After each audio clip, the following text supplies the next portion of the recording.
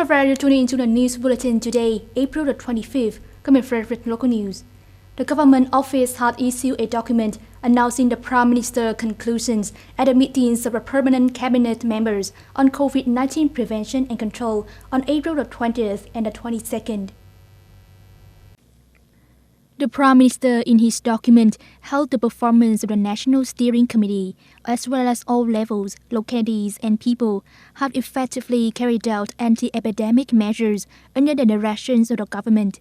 Vietnam has curbed the spread of the coronavirus in the community and well controlled the disease through deployments of erratic efforts to prevent, detect, localize and suppress the outbreaks with strong support from the people. The country has moved on to a new phase of long-term and radical pandemic prevention and control, while ensuring the socio-economic development and people's readiness to adapt in the context of well-controlled COVID-19.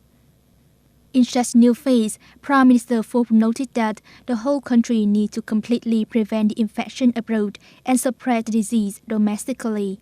To this end, the government chief required continuation of quarantine on all passengers entering Vietnam and those infected or at risk of infection with flexible forms, but still ensure a tight control.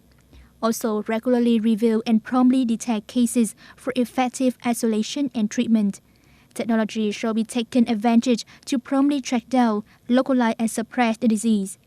Social distancing measures will be applied in parallel with the facilitation policies to have unlocked the goods circulation, production and daily activities. While there is no vaccine and specific cure for COVID-19, it's necessary to adapt to the life with the COVID-19 epidemic and gradually create a new normal state, the Prime Minister said. Following the dispatch number 4694 of the Provincial People's Committee, from April the 24th, Dom Nai will officially stop social distancing and apply relaxed measures in order to have people's life return to normal. The atmosphere of working has been vibrant again. At the headquarters of the local authority of Vĩnh Cửu district, after a period of implementing the rotating work-from-home plan, starting Friday morning, the entire officials of the district's People's Committee got back to work. Especially all officials who were in charge of administrative procedures were on duty to promptly serve the businesses and people.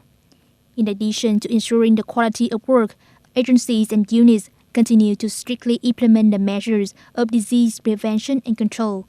All officials and visitors, before entering the building, are required to have hands sanitized, keep distance when communicating, and always wear a mask during their transaction. Similarly, at the Vĩnh Cửu Social Insurance Agency and the People's Committee of Vĩnh An Thao, all officials and employees were fully present, getting back to the casual working atmosphere before the social distancing. However, in the first working day, only a small number of visitors came for a transaction. World News. French President Emmanuel Macron and German Chancellor Angela Merkel will join the campaign to launch a worldwide initiative to fight the COVID-19 pandemic, the World Health Organization (WHO) said on Friday. U.S. representatives said they will not join this event. Speaking at the United Nations meeting, WHO spokesperson Fadela Chaib said French President Emmanuel Macron and European Commission President Ursula von der Leyen will join this initiative, launched by the WHO General Director Tedros, British Foreign Minister Dominic Raab, and UN Secretary General Antonio Guterres are among the participants. However, the U.S. permanent representative to the United Nations said Washington doesn't take part in the launch as they want to study more about this initiative to take a proper support for international cooperation. WHO on April the 23rd announced its plan to launch an initiative, what it called as a landmark collaboration to accelerate works on tests, drugs, and vaccines against the COVID-19. According to a news conference held on Friday by the Bruno Kessler Foundation, which is an independent institute, COVID-19 has arrived in Italy from early this year. The news conference has been attended by Italian top health authorities.